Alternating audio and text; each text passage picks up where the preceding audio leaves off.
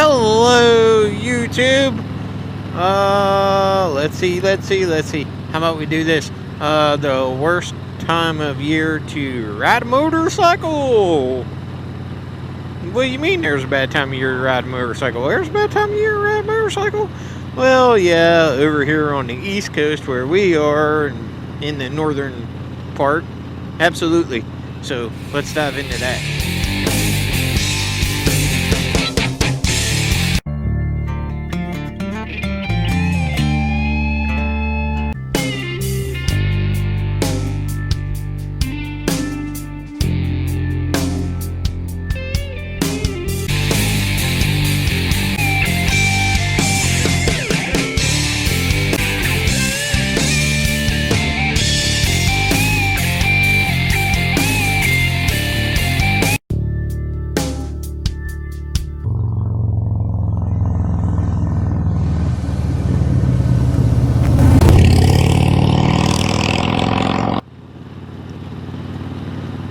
Okay, so worst time of year to ride a motorcycle is actually right now. You guys may be like, well, why is that? Well, number one is you've got drivers who think it's cooled off and they're not going to see motorcycles out on the road. So they are even less aware of us being out here. Number two, even though this year we've still got leaves on, it's later, we've still got some leaves on, but there are a lot of leaves that are off, and what happens is that guy right over there, that sun thingy mobobber out there in the sky, right there, yeah, he likes to shine through those trees, and when there's no leaves on them, it creates a situation to where you can't see anything in front of you. I don't see any of them down in there. Those little brown critters and the ones with the horns on them and stuff, the antlers, the deer, that's a bad time, because right now they're moving. I did a video all about motorcycles and deer and all that stuff, but it is what it is. I'll get into the deer thing here in a minute, but let's touch on the leaves and stuff like that. See how all the leaves are off the trees over here to my right through there? The sun's just beating down on you. My suggestion, I can't do it because riding back and forth to work. When I ride to work, I'm going east. When I ride home, I'm going west. That's just the way it is. But if you're going to ride your motorcycle this time of year, the first tip that I'll give you guys is to try to plan your trip or your ride to where you head west, and then on the way back you head east. Keep the sun at your back. That's also good practice is in the summertime, but especially this time of year, keep that sun out of your eyes. That's the trickiest thing. There have been several times where I've come up over a bend and that sun has just been right there. I've literally had to stop to see. We did a ride last Sunday, and there were some places where I couldn't see. I put my hand up like this, everything else trying to block it, and I just couldn't see. I had sunglasses on and the sun visor, and still couldn't see. I do believe the sun is your worst enemy out here on the motorcycle. Okay? So, sun and the leaves, because you don't realize how much those leaves being on the trees through the summertime actually help you. They help keep you cool because they provide shade and they block that sun and give you vision. Like we're going to come up right now over this peak, and that sun's going to be right there, just boom, right there in your eyes. Thankfully, there's still a few leaves on those trees right there, and you can see a little bit. Not sure what that's doing in the camera. I'm trying to get the effect, but right now I can't hardly see in front of me the way that's going through. So slow down, adjust your speed, and try to be aware of what's in front of you and what's around you.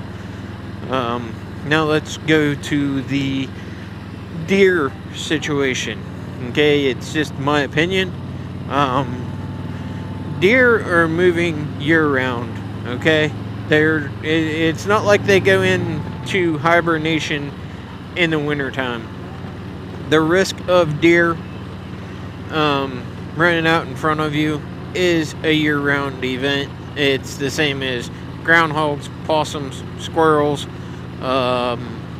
raccoons, all that stuff. It can all come out and you can end up running it over, especially if you're out in the country like I am. But deer, this time of year, do you see more? Sure, because doe are in heat and the bucks are chasing them. You'll see more bucks than you will in the wintertime than you will in the summertime. Absolutely. I'm not going to dispute that at all. But I think that me personally, the area that I ride in and live in, I see probably just about as many deer, maybe not as many dead deer, but I see just about as many deer in the summertime as I do in the wintertime. And that's just riding back and forth to work. I mean, they're there. I ride through farm country and all that stuff. They like to feed off them corn crops and bean crops and off the fields and all that stuff because they're hidden. They're secluded. They're hidden. They stay down in there. When they hear a loud noise or something like that, it may startle them. It may take off running. And if you see that, you just got to be aware of your surroundings. Know your area of where you're riding in and all that good stuff. But be cautious of them, you know. It can happen. This time of year, I think that you honestly have a better chance of seeing them than you do in the summertime. The reason why you have a better chance of seeing them is because all the leaves are off the trees. Okay, so you can look down in the woods. They don't have that cover and that foliage to hide in. You can look down in the woods and you can see them, you can spot them pretty easily this time of year. Now, sometimes you'll just get one that'll be running and it'll run right out in front of you. It happens. It happens to me all the time. Is it scary? Yeah. It's not a fun feeling. I know the road that I live on, it's very populated with deer. I live just a few miles from Oakabee Park, and the deer go up to Oakabee Park because you're not allowed to hunt up there. So that's their safe zone. You know, that's their home base. You can go up there and you can literally hold your hand out the window of your vehicle and feed these things. There's a field that you can go up there and sit with corn and stuff. Just hold it in your hand, they'll come to you. And they'll eat right out of it. They're like pets. They will literally, most of the time, not all the time, but most of the time, they will look both ways before crossing the street. I've been up there on the bike and literally stopped and talked to them and stuff like that, as weird as that sounds. Just sat there and carried on a conversation with the deer, and he sits there and shakes his head and stuff and nods. It's neat. But they're out there, but they're out there year-round. Are they a little less aware because the doe are a little less aware because they're getting chased by that buck? Sure. But just use good judgment and be cautious of them. And it does get chillier. It is pretty chilly. I know this week it's been in the 60s all week long. I was talking to HDR a couple days ago. He said, put your bike away, quit riding. He said something about, just quit riding. He said, it's too cold. Now, here we go, sun.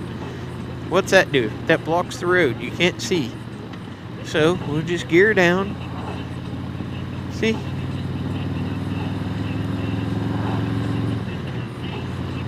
But, HDR had said, just quit riding. Put it away for the season. It's too cold. It's this, it's that, Which, it is getting dark sooner. It is chilly. But this week, all week this week, it's going to be in the 60s. Tomorrow it's supposed to be like in the 70s. And it's November, So, I will ride every chance I get. Biggest reason being is because with the way gas prices are right now, I can ride my motorcycle to work all week long. It costs me $80. If I drive my truck, it costs me $150. You do the math on that one. There'll be a time where I don't have a choice. I gotta drive a truck. I get that, but I'll save what I can while I can. But you start out in the morning, it's dark. At least I do when I get to work, it's dark. What I have been doing is I've been trying to get there a little bit earlier so I can leave a little bit earlier and enjoy some daylight and riding in daylight home. But usually it starts to get dark right around the time I get home. So, I don't have daylight when I get home, but I have daylight for the ride home. And when that sun goes down, it cools off drastically. So make sure that you have proper attire. I know right now it's fairly warm. I know it's going to chill off. I know in the mornings I wear a bunch of stuff. I got the face mask that I wear. I got the hood sweatshirt that I wear. My good thick insulated gloves. See, like right now it's 59 degrees. It's almost 60 degrees. So I just got blue jeans, hood sweatshirt on. I've got my layer jacket and my chaps. If it gets too cold, I'll stop, I'll pull over, I'll put them on, but I keep those on the bike. That's winter items that you keep on the bike. That's just one of those things to keep in your mind, conscious, or in the back of your head, and be aware of, because you don't want to be out there riding on a day, say it's a weekend and you go out on a ride and it's 60 degrees or so, and you say, you know what, I'm going to go out on this bike ride. You do that, and then you're out later than expected, and you didn't take anything with you. Now you're freezing your butt off. So just keep that stuff on the bike. See? Roadkill. Just things to be aware of, folks. That's all. But anyway, we're going to wrap this one up. Just stay safe out there. Enjoy the foliage while you can. Watch out for animals and traffic and all that good, fun, hoopla stuff. And like, share, subscribe, leave a comment. We'll see y'all on the next one.